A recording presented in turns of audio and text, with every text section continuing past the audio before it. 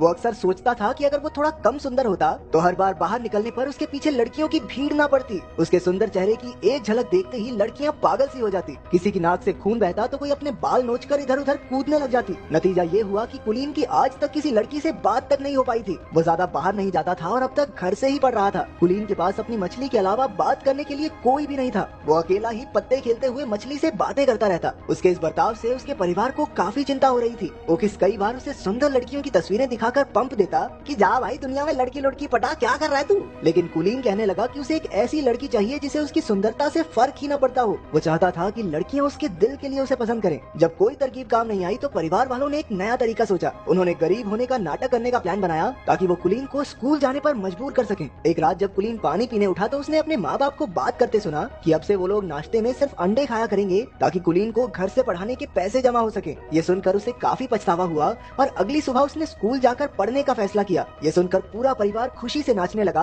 लेकिन फिर कुलीन ने कहा कि मैं तो सिर्फ लड़कों के स्कूल में जाऊंगा। बाकी सबका मूड थोड़ा खराब हुआ लेकिन फिर भी वो मान गए कि कम से कम घर से बाहर तो निकलेगा ये। स्कूल के पहले दिन ओकिस उसे बाइक पर छोड़ने गया लेकिन बाइक से उतरकर भी कुलीन हेलमेट पहनकर ही चला गया। उसने पूरा दिन हेलमेट पहनने की सोची ताकि किसी का ध्यान उसकी खूबसूरती पर ना जाए। लेकिन हुआ एकदम उल्टा, क्योंकि हेलमेट की वजह से सारे बच्चे उसे ही देखने लगे। उसे परेशान करने सिडी नाम का एक लड़का और उसके चेले आ गए। जब टीचर आई तो उसने कुलीन को हेलमेट उतारने को कहा। ना चाहते हुए भी कुलीन को अपना हेलमेट उतारना पड़ा और सबने उसका दिलकश चेहरा देख लिया। इसके बाद तो टीचर सीधा हॉस्पिटल में पहुंच गई, क्योंकि कुलीन को देखते ही उसकी सांसें थम गई थी। कुलीन सीधा घर की ओर भागा लेकिन बदमाश लड़कों ने उसे रास्ते में ही पकड़ लिया। उसे स्टोर रूम में लाकर वो लोग सुपर हीरोज की तरह अपनी पहचान बताने लगे। ये तीनों पिछले 3 साल से स्कूल में पढ़े थे, क्योंकि सिडी को बस बीबीएम स्कूल की सबसे सुंदर लड़की अमेंडा के साथ ही पार्टी में जाना है। अमेंडा सिर्फ सुंदर लड़कों की बात ही सुनती है, इसलिए उन्होंने कुलीन को अपना डाकिया बनाने की सोची। फिर उन्होंने कीबो नाम के एक शरीफ लड़के को धमका कर उसका साथी बना दिया। कुछ देर बाद कुलीन प्रिंसिपल के पास इन बदमाश लड़कों की शिकायत करने पहुंचा। प्रिंसिपल बेचारा खुद ही अपने बेटे की वजह से परेशान था। वो उल्टा कुलीन से ही कहने लगा कि लड़की पटवा दे भाई इस बावड़ी पूंछ से, ताकि जल्दी से जल्दी स्कूल को छोड़ के जाए। उस रात कीबो और कुलीन ने अगले दिन ये काम करने का फैसला किया। कीबो के रूप में एक अच्छा दोस्त पाकर कुलीन को काफी खुशी हुई। अगली सुबह वो दोनों बीबीएम स्कूल पहुंचे, जहां उन्हें देखते ही लड़कियां चिल्लाने लगी, ये हेलमेट वाले लड़के को बाहर निकालो, पता नहीं कितना बुरा दिखता होगा। सभी लड़कियों ने मिलकर कुलीन को हेलमेट उतारने पर मजबूर कर दिया। जैसे ही उसने हेलमेट उतारा पूरे स्कूल में तहलका मच गया। कुछ घंटों बाद तो टीवी पर खबर आ रही थी कि कुलीन की वजह से लड़कियां पागल हो रही हैं। किसी की नाक से खून बह रहा था तो कोई इधर उधर उल्टी फुल्टी हो रही थी। स्कूल की सबसे खूबसूरत लड़की अमेंडा को भी उसे न्यूज पर देखते ही उससे प्यार हो गया। उसने ठान लिया कि कुलीन को अपना बनाकर ही रहेगी। जब खबर चारों ओर फैल गई तो हजारों की तादाद में लड़कियां कुलीन के घर के बाहर इकट्ठा होने लगी। उसके परिवार वालों ने घर में एंट्री के लिए टिकट बेचकर पैसा कमाना शुरू कर दिया। जब कुलीन ने छिपकर ये सब देखा तो उसे समझ आया कि उसके परिवार ने ही उसका इस्तेमाल किया है। जब उन्होंने उसे कॉल करके घर पर वापस बुलाया तो कुलीन ने लौटने से साफ इनकार कर दिया। और तो और इतनी सारी लड़कियों की वजह से अपनी मछली की बुरी हालत देखकर उसका दिल और टूट गया। अब वो एक बिल्डिंग की छत पर उसे ढूंढ रही लड़कियों से छुपता फिर रहा था। अचानक एक लड़की ने पीछे से आकर कहा, छलांग बलांग मारने का तो प्लान नहीं है ना तुम्हारा।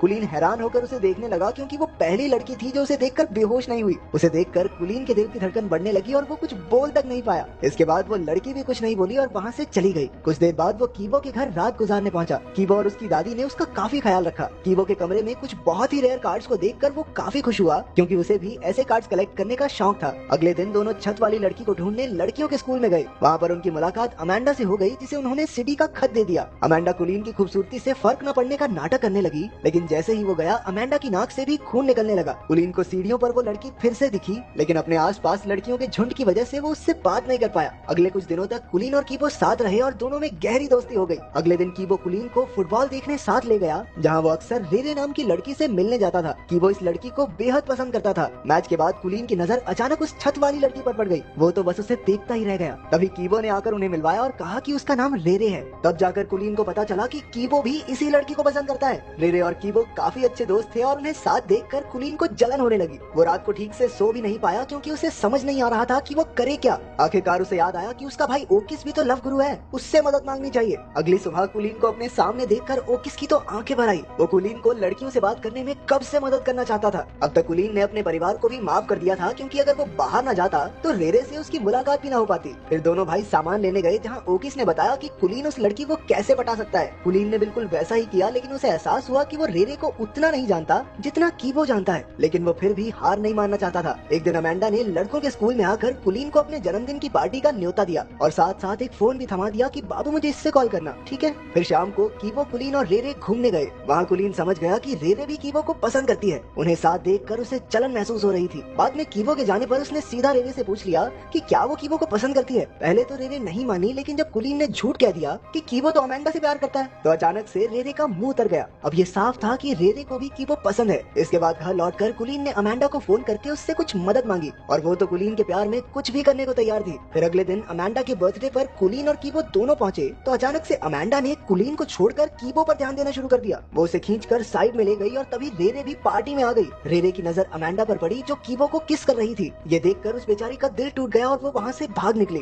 उसके पीछे पीछे कुलीन ने भी जाकर अपने प्यार का इजहार कर दिया। रेरे ने जवाब दिया कि वो तो उसे सिर्फ दोस्त ही समझती है, तो कुलीन ने अपने इकलौते दोस्त को धोखा भी दिया और लड़की भी नहीं मिली। अरे इससे बुरा और क्या होगा। उधर सिडी और उसके चेलों ने भी कीबो और अमांडा को किस करते देख लिया और उन्होंने गुस्से में कीबो की जमकर धुलाई कर दी। कुलीन दूर खड़ा देखता रहा, लेकिन कीबो को बचाने की उसकी हिम्मत नहीं हुई। बाद में वो कीबो को घर ले आया। अपने दोस्त को दर्द से कराहता देख कुलीन को एहसास हुआ कि उसने बहुत बड़ी गलती कर दी है। उसे अपने किए पर बहुत पछतावा हो रहा था और आखिरकार उसने सारी कहानी कीबो को बता दी। इस धोखे से कीबो हैरान रह गया। वो कहने लगा कि अगर उसे पता होता कि कुलीन भी रेरे को पसंद करता है तो वो खुद ही पिछड़ जाता, लेकिन कुलीन के दिए धोखे के बाद से वो उसका दोस्त बनकर नहीं रहना चाहता। कुलीन पूरे 1 महीने बाद घर लौटा। उसने किसी से बात नहीं की और खुद को कमरे में बंद कर लिया। उसे अपने दोस्त की बहुत याद आती थी। घर पर उसकी माँ ने उसे उसकी मछली दी जो एकदम सही सलामत थी। अपनी माँ की बातें सुनकर कुलीन को एहसास हुआ कि लोग उससे कितना प्यार करते हैं। अब उसने फैसला किया कि वो कीबो को जरूर मना लेगा। अगली सुबह उसने रेरे को जाकर सब सच बता दिया। इसके बाद उसने कीबो के पास जाकर उससे माफी मांगने की कोशिश की तो पहले तो कीबो नखरे मारता रहा, लेकिन बातों बातों में कुलीन ने कीबो से बुलवा लिया कि वो रेरे को कितना प्यार करता है। बाद में पता चला कि रेरे फोन पर सब कुछ सुन रही थी। आखिरकार उन दोनों के बीच की गलतफहमियां दूर हो गई थी। कुछ दिन बाद सब डांस पार्टी में गए जहां कीबो की पार्टनर रेरे थी और कुलीन की पार्टनर अमांडा।